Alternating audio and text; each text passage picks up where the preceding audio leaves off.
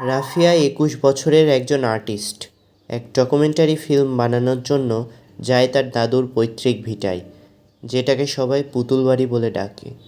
জায়গাটি অনেক বছর ধরে বন্ধ, কারণ এলাকার লোকজন বিশ্বাস করে এই বাড়ি অভিশপ্ত, আর ভেতরে থাকা পুতুলগুলো নিজেরা নড়ে। রাফিয়া ভাবে সব বাজে গাথা গল্প।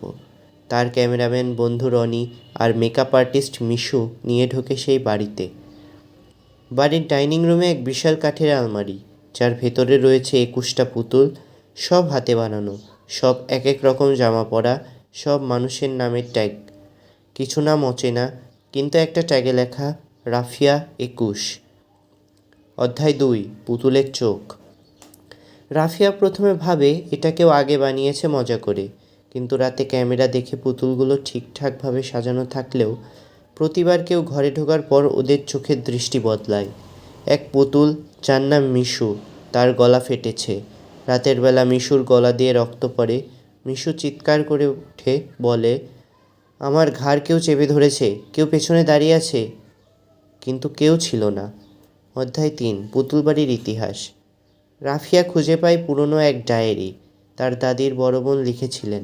জানা যায় এই পুতুল বাড়ির আসল মালিক ছিল আছিয়া বেগম, যিনি নিঃসন্তান ছিলেন।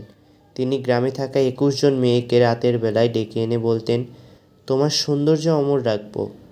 পরদিন মেয়েরা উধাও হতো, আর একদিন পর সেই মেয়ের মতো দেখতে এক পুতুল বাড়ির আলমারিতে দেখা যেত। গণনা অনুযায়ী ২০ জনের পুতুল ছিল, ২১তম কে? রাফিয়া। অধ্যায় ৪, অভিশপ্ত রক্ত। রনি হঠাৎ অজ্ঞান হয়ে পড়ে। ক্যামেরার রিভিউ করে দেখা যায় পেছনের পুতুল একসময় নিজের মাথা নাড়ায়। পরদিন সকালে তার মুখ বিকৃত হয়ে যায়, একদম সেই পুতুলটার মতো। রাফিয়ার ঘুম ভাঙে পুতুলদের হাসির আওয়াজে। সে দেখে সব পুতুল এবার ঘরের বাইরে সাজানো, যেন তাকে ঘিরে রেখেছে। রাফিয়া আয়নায় দেখে তার চেহারাও ধীরে ধীরে এক পুতুলের মতো হয়ে যাচ্ছে। চোখের নিচে লাল রেখা, গাল চকচকে, আর ঠোঁট বেশ সেলাইয়ের দাগ। অধ্যায় ৫, শেষের দরজা। পাগলের মতো দৌড়ে সে নিচে নামে। তখনই সেই পিছনের দরজা খুলে যায়, যেটা আগে কেউ খোলেনি।